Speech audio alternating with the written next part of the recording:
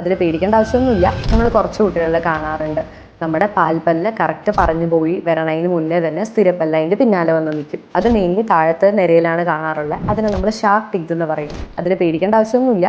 പക്ഷെ നമ്മൾ കാണുമ്പോൾ എങ്ങനെയാണ്, ഫ്രണ്ടിൽ ഒരു ലൈൻ മൊത്തം പാൽപ്പല്ല് ഉണ്ടാവും, അതിൻ്റെ തൊട്ട് താഴത്തെ നിരയിൽ ഫുൾ സ്ഥിരപ്പല്ല് ഉണ്ടാവും. ഇതെങ്ങനെയാണെന്ന് വെച്ച് കഴിഞ്ഞാൽ ടങ് പ്രഷർ നോർമൽ അല്ലെങ്കിൽ അല്ലാന്ന് വെച്ച് കഴിഞ്ഞാൽ നമ്മുടെ ജനറ്റിക് ഫാക്ടേഴ്സ് കാരണം വരണതാണ്. അതൊരു നോർമൽ ഫിനോമിനൻ ആണ്. നമ്മൾ നോക്കുക, പാൽപ്പല്ല് ചെറിയ രീതിയിൽ ഇളക്കുണ്ടെന്ന് വെച്ച് കഴിഞ്ഞാൽ അത് പറിച്ചു കൊടുത്തു കഴിഞ്ഞാൽ ഓട്ടോമാറ്റിക്കലി ടങ് പ്രഷറിൽ നാവം തള്ളുന്നൊരു ശീലം ഉണ്ടാവുമല്ലോ, ഓട്ടോമാറ്റിക്കലി അത് വെച്ചിട്ട് തന്നെ സ്ഥിരപ്പല്ല് നിരയായി വന്നോളൂ. ഇല്ല, പാൽപ്പല്ല് തീരെ ഇളകുന്നില്ല എന്ന് വെച്ച് കഴിഞ്ഞാൽ ഒരു ഡെന്റിസ്റ്റിനെ കാണിച്ച് എക്സ്റേ എടുത്ത് നോക്കുക. ആ പല്ല് റിമൂവ് ചെയ്ത് കൊടുത്തു കഴിഞ്ഞാൽ ഓട്ടോമാറ്റിക്കലി സ്ഥിരപ്പല്ല് കുറേയൊക്കെ ഫ്രണ്ടിൽ വരാറുണ്ട്. നല്ല ഉള്ളിലോട്ടാണ് സ്ഥിരപ്പല്ല് കിടക്കുന്നതെന്നുണ്ടെങ്കിൽ മാത്രമാണ് ഫ്യൂച്ചർ ചെറിയ ഓർത്തോ ട്രീറ്റ്മെന്റ്സ് വല്ലതും ചെയ്തിട്ട് പല്ല് നേരെ കറക്റ്റ് ആക്കേണ്ടി വരിക.